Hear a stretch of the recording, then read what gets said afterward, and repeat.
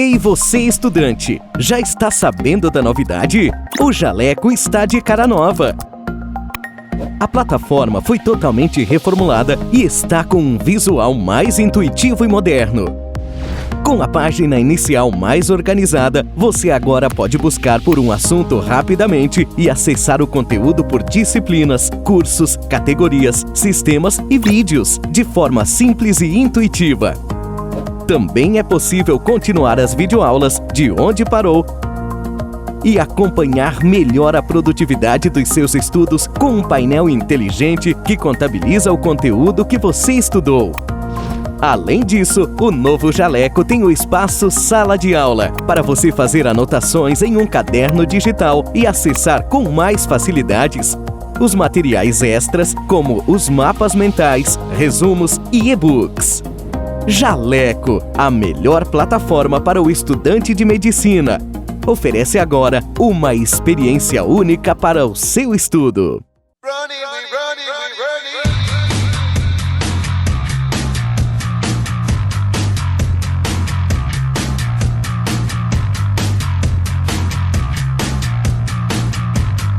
Para apresentar quem que é o Mediaula, para apresentar por que a gente aprova tantos alunos, por que a nossa didática. Assiste uma aula com os tópicos principais que são cobrados na prova. Depois você vai para uma apostila com a apostila no tamanho ideal, com mais de 7.000 questões comentadas.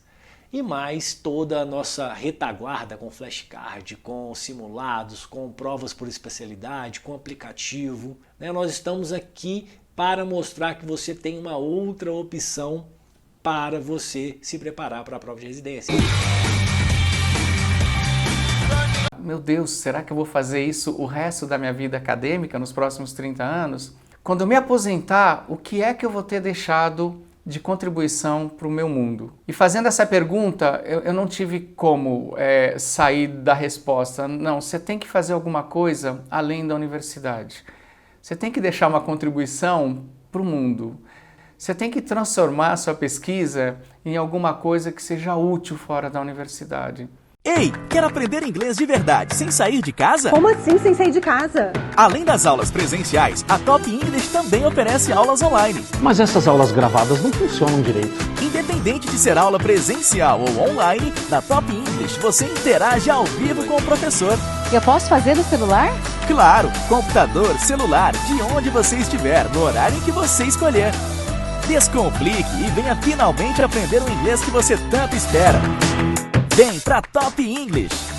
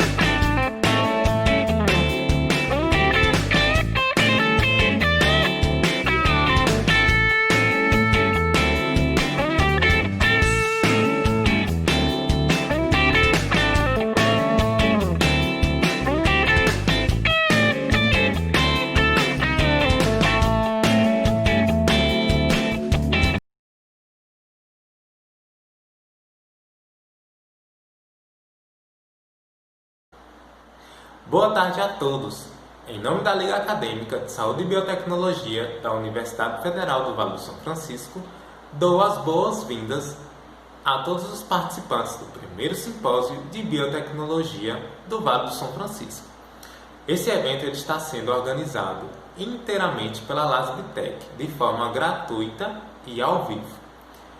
Nós temos aí nesse evento alguns patrocinadores, como o biotecnologista, Whitebook, Mediaula, Mori Program Academy, Biominas, Jamivet Studies, Top English, S.A. Morangos, Jaleco, Oxi Papelaria e Cursal.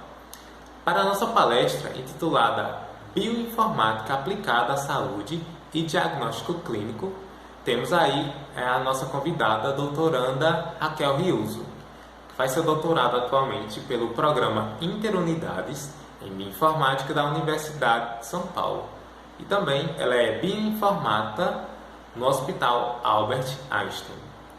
Ela desenvolve pesquisa relacionada a microbioma e metagenoma e é atual presidente da RSG Brasil, pois possui experiência com análise de dados NGS, Data Science e linguagem de programação Python e R. Para todos os inscritos que queiram ter seu certificado, é necessário fazer o credenciamento através da plataforma Eventtree ou através dos formulários, como também ter aí no mínimo 75% de presença no nosso evento. Além disso, para qualquer dúvida que vocês queiram tirar, elas vão ser respondidas através dos comentários durante a palestra.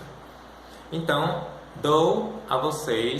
desejamos a todos vocês uma ótima palestra. Boa tarde, pessoal. Primeiramente, muito obrigada pelo convite. Eu sou a Raquel e vou falar um pouquinho da bioinformática aplicada à saúde e diagnóstico clínico. Uma breve introdução sobre mim. Eu sou bióloga, formada pela Universidade Federal de São Paulo, e atualmente estou nos últimos meses do doutorado em bioinformática lá na USP. Também sou presidente da RSG Brasil, que é um grupo de estudantes, estudante de mestrado, de doutorado, até alguns recém-formados aí no doutorado, na área de bioinformática. Então, a nossa missão é divulgar a bioinformática no Brasil e na América Latina. Também sou bioinformata no Hospital Albert Einstein, junto com a VarStation. Antes de falar da bioinformática aplicada à análise clínica, uma breve introdução aí do que é a bioinformática, né? Então, se a gente pegar a divisão dessa palavra, a gente tem bio, que é vida, e informática, que é informação automática, né? Então, a gente procura automatizar essas informações biológicas. Em outras palavras, a gente digitaliza a informação biológica, passa por uns dados legíveis para a gente conseguir analisar e para você ter um resultado, uma análise aí mais refinada. Eu vou explicar isso durante toda a palestra. Então, a bioinformática é uma área interdisciplinar de estudo de pesquisa dedicada ao desenvolvimento e utilização de ferramentas e métodos computacionais para análise de dados biológicos. Bom, como eu disse, a bioinformática ela é uma área multidisciplinar, né? Então, eu gosto bastante desse diagrama de Venn, que mostra aonde a gente atua e em quais áreas que a gente tem que ter um pezinho lá, tem que ter um mínimo de conhecimento para você se tornar um bioinformata, vamos dizer assim, né? Claro que quanto mais profundo esse conhecimento nessas diversas áreas, você se torna um profissional com uma maior capacitação, mas obviamente que a gente não está especializado em todas as áreas. Mas esse conhecimento dessas três áreas grandes, que são as mais importantes para um bioinformata, que é a estatística, ciência da computação e a biologia, é a base para se tornar um bom bioinformata. Bom, a bioinformática, ela faz parte de um fenômeno que a gente vive em todas as áreas, é só olhar para o lado, né? Então, o Big Data, ele está junto aí com a gente em todos os lugares, você vê na rede social, na parte econômica, e não seria diferente na parte biológica. Então, esse fenômeno é uma geração em massa de dados. Hoje a gente está navegando no mundo de dados aí, em todas essas áreas que eu falei. E não é diferente na nossa área, na área biológica e, consequentemente, para estudos clínicos. Então, todas essas áreas, navegando nesse mundo de dados, a gente passa por problemas, né? Na verdade, temos que lidar com uma situação de armazenamento desses dados, mineração desses dados, análise e uma integração de todos esses dados. Então, esse é o fenômeno do Big Data, que precisa de alguém, precisa de um profissional para conseguir navegar aí nesse mar de dados que a gente tem hoje. E eu gosto muito dessa imagem, que é um pouco lá atrás, esse livro é de quando? 1987, não é tão distante assim, né?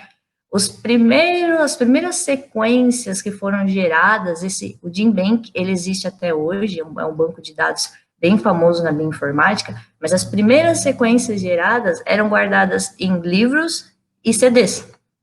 E hoje, isso é impossível, eu acho que a gente nem usa mais CD, né? Enfim. E já naquela época estava começando, né, a nascer a bioinformática, que você precisava analisar essas sequências, por mais que a gente conseguisse guardar em livros e CDs, eram muitas sequências, então precisava de um poder computacional para isso. E hoje não é mais assim.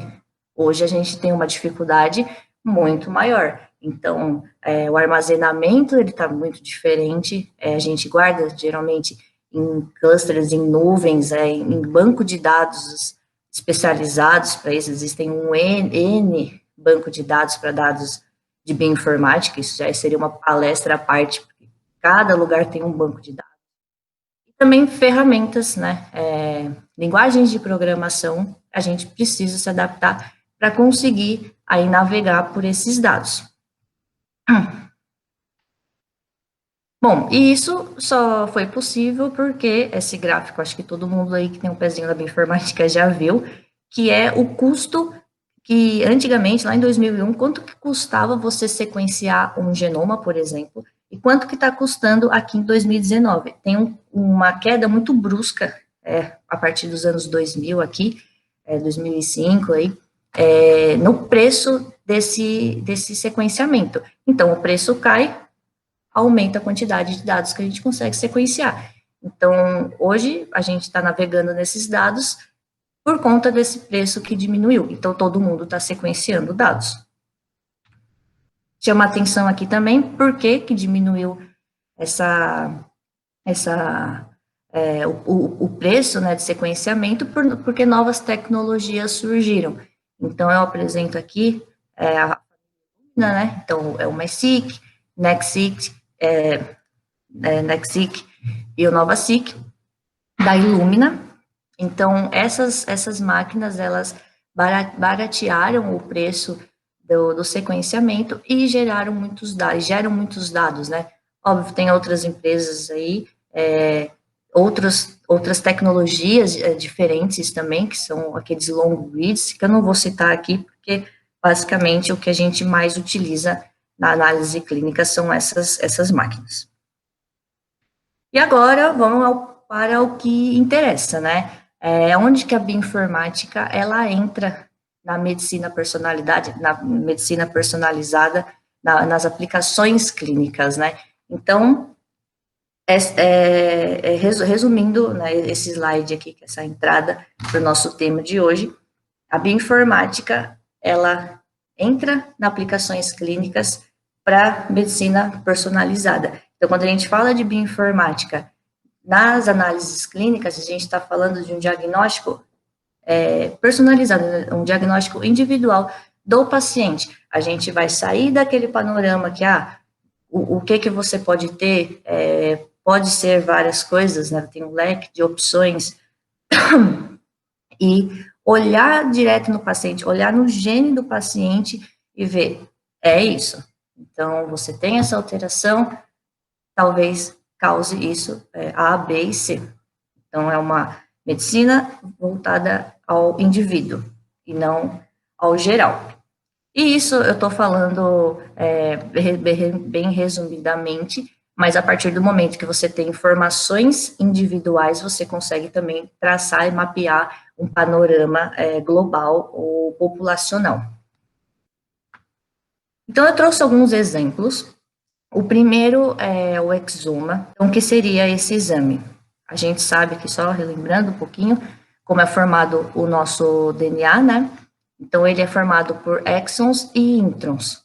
Sabe-se que a maioria das doenças conhecidas, as alterações cromossômicas, as alterações no genoma, elas estão presentes nos exons. Então, por questão de custo mesmo, né? Porque você sequenciar o genoma inteiro para fazer esse tipo de análise, uma forma mais viável seria o sequenciamento do exoma, para baixar um pouco esse custo.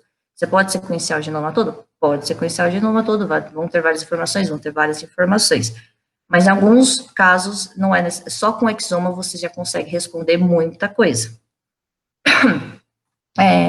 Então, pequenas variações dentro desses exons, variações que eu falo, pode ser troca de uma base, troca de pedaços, né, de base, conjuntos, esses tipos aí de variações que eu estou me referindo, essa variação, ela pode trazer uma consequência para o paciente. Então, o que o bioinformata faz nesse cenário é analisar o que diferente esse paciente tem com um genoma de referência, que a gente fala, e relatar essas diferenças para um médico com o histórico do paciente traçar um laudo. E sequenciando regiões específicas do seu genoma, a gente pode trazer painéis personalizados. Então, você pode sequenciar um exoma geral, ou pode sequenciar um gene específico. Então, é um gene que você queira estudar somente ele, e não vai gastar só com um exoma total. Então, existem painéis para diversos genes já bem estabelecidos, e você consegue fazer esse sequenciamento também mais focado. Isso vai variar o custo, varia também a quantidade, o tempo, né, que você tem para a liberação desses exames, enfim. Então, de acordo com o que o médico achar melhor, ele recomenda tal exame. Então, você tem diversos tipos de painéis, né, painéis germinativos e somáticos, exomas, né, que é um painel de exoma, CNVs e fusões, por exemplo. E isso tudo a gente consegue colocar de uma maneira user-friendly, né, uma maneira web, para a pessoa conseguir navegar. Então, o médico que pediu esse exame, ele consegue ter um resultado numa plataforma, deixa eu pegar aqui uma caneta. Ele consegue ter esse resultado numa plataforma user-friendly, e a navegação dele fica facilitada através de alguns filtros, né, então ele consegue navegar uma simplicidade melhor. Bom, outra área que eu gosto de trazer é a parte de farmacogenética. Então, estudos do seu DNA, ele pode trazer informações de algumas drogas, né, alguns medicamentos que você é mais sensível ou não. Então, uma droga, ela pode ter efeito em mim e pode ter um outro efeito em vocês. Então, isso é muito importante por N motivos. O efeito, ele pode ser prejudicial em algumas pessoas, de acordo com as variações genéticas do indivíduo. O efeito, ele pode o medicamento, ele pode não ter efeito nenhum. Então, em algumas situações drásticas, algumas situações críticas, você aplicar um medicamento para um paciente e ele não fazer efeito pode trazer danos graves. Então, a farmacogenética, ela é um ramo da farmacologia e ela se baseia em informações genômicas, né? Então, o objetivo dessa linha de trabalho é usar marcadores genéticos para prever respostas a determinadas drogas. Dentro dessa parte de farmacogenética, farmacogenômica, existe também essa parte aqui, né, de design de drogas. Então, a parte de design de novos fármacos, ela tá dentro da bioinformática estrutural. É uma outra área, uma área um pouco mais longe da minha expertise, né, mas eu gosto sempre de trazer que é uma área que a gente trabalhando, principalmente lá na RSG, a gente vê que tem poucos bioinformatas envolvidos nessa área de bioinformática estrutural, e é uma área muito importante. Bom, outro exemplo que eu trouxe aqui é o da medicina fetal. Eu acho isso bem legal, né, porque a gente sabe que hoje em dia os casais, as mulheres, elas estão preferindo ter filhos mais tarde. Então, na nossa época dos nossos pais, a gravidez era em torno dos 20 e poucos anos. Hoje tem uma grande porcentagem da população, aqui brasileira, e eu acredito que seja no mundo também, de ter um filho depois dos 30 anos. E a gente sabe que a condição do embrião, ela vai perdendo, né, a qualidade ao longo dos anos. Então, a porcentagem aqui de embriões com aneuploidias, de acordo com o ano, ela vai aumentando aqui a partir dos 30 anos. Então, 34% quando a mulher engravida com 30 anos, 42% aos 35%, vai aumentando até chegar aos 81% com mais de 40 anos, 42 anos. Então, o que é feito hoje? Quando você tem uma inseminação in vitro, a gente consegue retirar um pedacinho do embrião formado para fazer uma análise prévia para a detecção dessas aneuploidias. Então, a gente só implanta os embriões sem essas aneuploidias. Para o sucesso da gravidez, ele tem uma porcentagem muito maior. E agora eu vou entrar na área que é o que eu mais gosto, porque é a minha área. Eu não falei lá no começo, mas o meu doutorado, ele é com microbioma, né? Eu trabalho com o metagenoma. Então, o que é esse metagenoma? É o estudo da microbiota de qualquer ambiente, né? Então, eu trabalho com microbiota fecal, mas a gente pode coletar suave, microbiota do sangue e até de líquor, por exemplo. E também a parte ambiental, né? Tem vários estudos de microbiota ambiental, mas vamos focar aqui na parte clínica. Então, esse microbioma, o que é? É analisar todas essas bactérias, vírus e fungo de uma amostra do paciente e analisar o todo, e não apenas o que é cultivável que a gente vê lá na plaquinha. Isso te traz, abre o nosso leque para um novo panorama mesmo. Então, a gente não vai focar em determinadas espécies, determinados vírus, enfim, e vai olhar como um todo. Onde que a gente aplica isso? Eu trouxe um exemplo aqui de uma dinâmica da composição bacteriana em indivíduos submetidos à cirurgia bariátrica. Então, é muito importante para o cirurgião, nesse caso, observar como que está sendo essa dinâmica de bactérias, porque a gente sabe que hoje algumas bactérias estão relacionadas com obesidade, com alguns tipos de alimento, com alguns tipos de populações, se é industrial, se é talvez oriental, ou se vive mais longe do centro, né? Então, existem vários estudos relacionados a esses tipos de bactéria, e o acompanhamento desse indivíduo durante um processo como uma cirurgia para redução de estômago é muito importante. E agora eu vou focar em um exemplo, né, na prática. Então, eu trouxe para o nosso lado, aqui para o meu lado do microbioma. Eu gosto muito dessa área porque a gente sabe que a gente tem mais células de bactérias dentro do nosso corpo do que as nossas próprias células. Então, os transcritos que elas produzem também são muito maior do que os nossos próprios transcritos. Então, a gente está vivendo essa pandemia que é causada por um vírus. Então, essa área, ela brilha os meus olhinhos, né? E eu vou dar um exemplo prático que a gente aplica lá no Einstein, que é o exame do viroma.